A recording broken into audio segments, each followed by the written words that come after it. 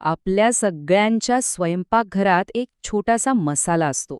दिसतो अगदी छोटासा, पण त्याचे गुणधर्म कमाल आहेत. आज आपण याच मसाल्याबद्दल बोलणार आहोत, जो खास करून महिलांच्या आरोग्यासाठी तर एक वरदानच आहे. चला तर मग ओळख करून घेऊया या छोट्याशा पण अत्यंत गुणकारी मसाल्याची. तर मग प्रश्न हा आहे की हा फक्त एक मसाला आहे की एखादं शक्तिशाली औषध. चला याच प्रश्नाचं उत्तर शोधूया. कारण ओव्या म्हणजे फक्त जेवणाची चव वाढवणारी गोष्ट नाहीये, त्यापेक्षा खूप काही जास्त आहे. होय, आपण बोलतोय ओव्यांबद्दल. हिंदीमध्ये याला अजवाईन म्हणतात आणि इंग्रजीमध्ये कॅरम सीड्स. नाव कोणतंही असो, हा दिसणारा साधा मसाला असला ना तरी त्याचे औषधी गुणधर्म खरंच खूप महत्त्वाचे आहेत. बरं, मग असं काय आहे ह्या ओव्यांमध्ये? तर बघा, ह्यात आहेत अँटीबॅक्टेरियल्स आणि अँटी फंगल गुणधर्म. म्हणजे काय, तर जंतूंची लढण्याची ताकद. पचन तर सुधारतच, पण वेदना कमी करणारे घटकही यात आहेत. आणि म्हणूनच तर ओव्या इतक्या खास आहेत. आज आपण काय काय पाहणार आहोत त्याची एक छोटीशी झलक. ओव्या म्हणजे स्वयंपाकघरातलं एक औषधालय कसं आहे ते बघू. पचनासाठी ते किती फायदेशीर आहेत, मासिक पाळी आणि बाळंतपणात कसा आराम देतात, सर्दी खोकल्यावर रामबाण उपाय कसे ठरतात, मेटाबॉलिझम कसं वाढवतात, आणि हो, सगळ्यात महत्त्वाचं, यांचा वापर करताना काय काळजी घ्यायची, हे सगळं आज आपण समजून घेऊयात. चला तर मग सुरुवात करूया सगळ्यात कॉमन फायद्यापासून, म्हणजे पचन संस्थेसाठी ओव्या कशा काम करतात. खरं सांगायचं तर पोटाच्या छोट्या मोठ्या तक्रारींवर ओव्या म्हणजे एक रामबाण उपायच आहे. गॅस होणं, अपचन, पोटात दुखणं किंवा पोट गच्च झाल्यासारखं वाटणं, या समस्या जवळजवळ प्रत्येकाने कधी ना कधी अनुभवलेल्या असतात. तक्रारी अगदी सामान्य आहेत, पण त्रास मात्र खूप देतात, नाही का? पण यावर एक अगदी सोप्पा आणि घरच्या घरात करता येण्यासारखा उपाय आहे. काय करायचंय? फक्त अर्धा चमचा ओव्या घ्या, त्यात चिमूटभर मीठ टाका आणि कोमट पाण्यासोबत घ्या.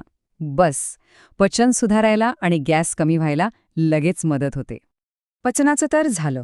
आता जरा पुढे जाऊया आणि बघूया की खास करून महिलांच्या आयुष्यातल्या महत्त्वाच्या टप्प्यांवर, म्हणजे मासिक पाळी आणि बाळंतपणानंतर ओव्या कशा मदतीला धावून येतात. मासिक पाळीच्या दिवसांमध्ये पोटात दुखणं, कंबर धरणं किंवा कधीकधी पाळी अनियमित होणं, ह्या समस्या अनेक जणींना सहन कराव्या लागतात. हा त्रास खूप कॉमन असला तरी ओव्या यात नक्कीच आराम देऊ शकतात.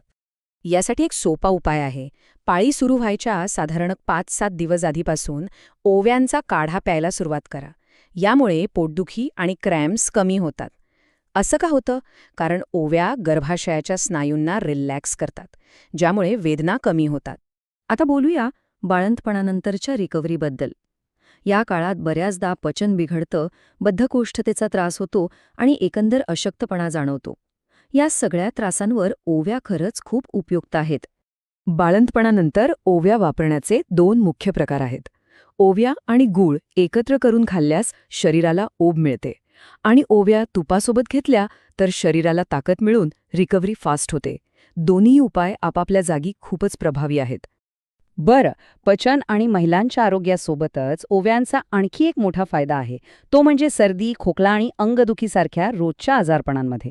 यावर ओव्या एक नैसर्गिक उपाय म्हणून काम करतात. थंडीचे दिवस असोत किंवा अचानक बदललेला हवामान, खोकला, छातीत कफ धरणं, नाक गळणं हे सुरू होतंच.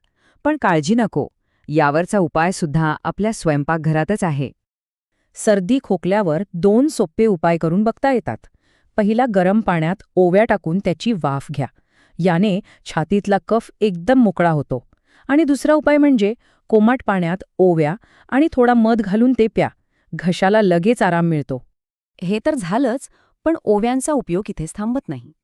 पाठदुखी किंवा सांधेदुखी असेल तर त्यासाठीही ओव्या कामाला येतात. काय करायचं, तर ओव्या थोड्या गरम करून एका कापडात बांधा. त्याची एक पोटीस तयार होईल. या पोटीसने दुखऱ्या भागावर शेक द्या. वेदना कमी व्हायला खूप मदत होते. चला, आता एका अशा विषयावर बोलूया जो अनेकांसाठी महत्त्वाचा आहे: वजन नियंत्रण. ओव्या नैसर्गिकरित्या आपली चयापचय क्रिया म्हणजे मेटाबॉलिझम वाढवायला मदत करतात. आणि मेटाबॉलिझम चांगला असला की वजन नियंत्रणात ठेवणं सोपं जातं. यासाठी एक अगदी सोपी सवय लावून घ्यायची आहे. रोज सकाळी रिकाम्या पोटी ओव्यांचं पाणी प्या. हे मेटाबॉलिझम वाढवतं आणि वजन नियंत्रणात ठेवायला मदत करतं. साधा वाटला तरी हा उपाय खूप प्रभावी आहे. आतापर्यंत आपण ओव्यांचे इतके सगळे फायदे बघितले, पण एक गोष्ट लक्षात ठेवली पाहिजे. कोणताही नैसर्गिक उपाय असला तरी तो जबाबदारीनेच वापरायला हवा. म्हणूनच आता आपण काही महत्त्वाच्या खबरदारींबद्दल बोलूया. अगदी बरोबर. कोणत्याही गोष्टीचा वापर हा प्रमाणातच करायला हवा. अतिरेक नकोच. तर मग काय काय लक्षात ठेवायचंय? पहिलं, ओव्यांचं सेवन गरजेपेक्षा जास्त करू नका. दुसरं, गर्भवती महिलांनी ओव्या वापरण्याआधी डॉक्टरांशी नक्की बोलून घ्या. आणि तिसरं, ज्यांना पित्ताचा किंवा ॲसिडिटीचा त्रास होतो त्यांनी ओव्या अगदी कमी प्रमाणात वापराव्यात. म्हणजे थोडक्यात काय, तर ओव्या हा एक स्वस्तात मस्त, सोपा आणि जबरदस्त प्रभावी असा घरगुती उपाय आहे. आपल्या स्वयंपाकघरात सहज मिळतो आणि त्याचे आरोग्यासाठी फायदे तर अनेक आहेत. आणि जाता जाता एक विचार मनात येतोय, आपल्या स्वयंपाकघरात अजून अशी किती आरोग्यदायी रहस्य लपलेली असतील, नाही का? जरा विचार करून बघा.